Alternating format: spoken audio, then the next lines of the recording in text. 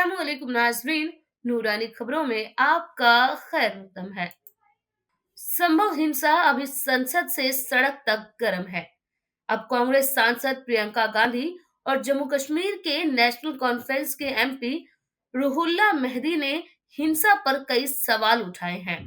बता दें कि जुमे के दिन संभल की शाही जमा मस्जिद और हिंसा प्रभावित क्षेत्रों की मस्जिदों में जुमे की नमाज कड़ी सुरक्षा में कराई गई। इसके लिए ड्रोन, सीसीटीवी और मजिस्ट्रेट की कड़ी निगरानी रही। संसद के शीतकालीन सत्र पर जुमे को प्रियंका गांधी ने संसद में पहली बार संबोधन दिया। उन्होंने संभल समेत यूपी के कई मुद्दों को उठाया। संभल हिंसा में उन्होंने उन बच्चों का जिक्र किया जिनके पिता की गोली मारकर हत्या कर दी गई थी। सांसद प्रियंका गांधी ने कहा कि संभल के शोकाकुल परिवारों से कुछ लोग हमसे मिलने आए थे। उनमें 2 बच्चे थे, अदनान और उजैर। उनमें से एक मेरे बेटे की उम्र का था और दूसरा उससे छोटा, 17 साल का।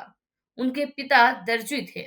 नाज़रीन, जिस तरह से प्रियंका गांधी ने अपने पहले संबोधन में सांसद बनते ही जिस तरह से संभल के मुद्दे को उठाया है, उससे कहीं न कहीं मुस्लिम पक्ष खुश है कि किसी ने तो संभल हिंसा की बात संसद में उठाने की हिम्मत दिखाई है। क्या कुछ कहा इस दौरान प्रियंका गांधी ने और कैसे केंद्र की मोदी सरकार और राज्य की यूपी सरकार को लपेटा है, आप खुद ही सुनिए।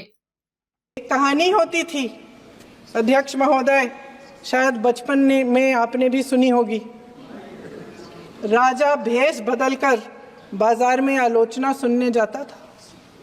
ये सुनने जाता था कि प्रजा मेरे बारे में क्या कह रही है, मैं सही रास्ते पे चल रहा हूं कि नहीं।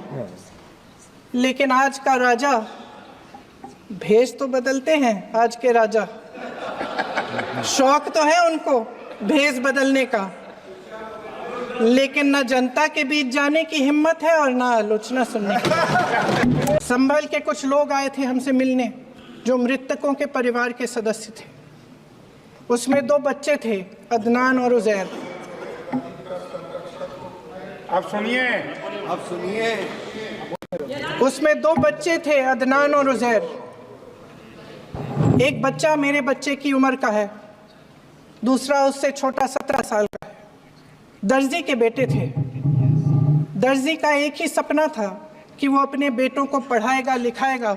एक बेटा डॉक्टर बनेगा, एक बेटा भी सफल होगा दूसरा बेटा भी अपने जीवन में सफल होगा। उनके पिताजी हर रोज उनको स्कूल छोड़ते थे। उस दिन भी स्कूल छोड़ने के बाद अपनी दुकान में चले गए। उन्हें पता नहीं था कि विवाद हो रहा है। उन्होंने भीड़ देखी, घर आने की कोशिश की तो पुलिस ने गोली से मार डाला। वो 17 साल का बच्चा अदनान मुझसे कहता है,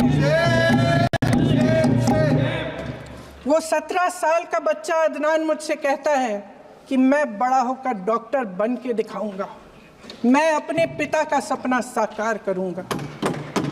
ये सपना, ये आशा उसके दिल में हमारे संविधान ने डाली।